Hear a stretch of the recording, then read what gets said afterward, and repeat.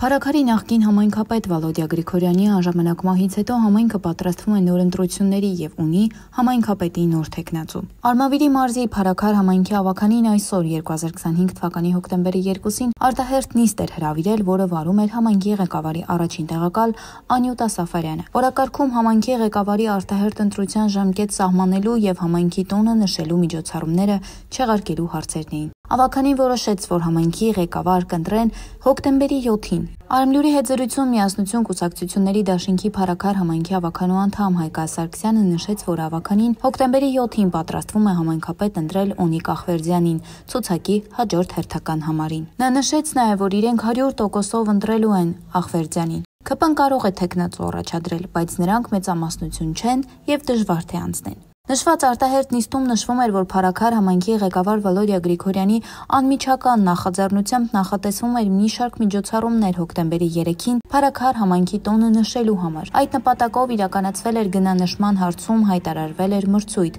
Մրցույթը կայացել էր, ընտրվել հաղթող։ Սակայն հաշվի առնելով համայնքի ղեկավարի իսպանության հանգամանքը, ավականին որոշեց գնման պահանջը համարել վերացած եւ տոնական միջոցառումներ չիրականացնել։ Հիշեցնենք, որ 2025 թվականի սեպտեմբերի 23-ին ժամը 23:52-ին ահազանգ էր ստացվել, որ Արմավիրի մարզի Մերձավան բնակավայրի Երևանյան խճուղում կրակոցներ են հնչել։ Իր տան մոտ սպանվել էր Փարաքար համայնքի ղեկավար Վալոդիա Գրիգորյանը, նրա ընկերը, ոստիկանության աշխատակից Կարեն Աբրահամյանը, 1 հոգի հրազենային ծանր վնասվածքով տեղափոխվել էր հիվանդանոց։ Դեպքի առթիվ Արմավիրի մարզային քննչական վարչության Վաղաշապատի քննչական բաժնում նախաձեռնվել էր քրեական վարույթ, կալանավորվել է 2 անձ։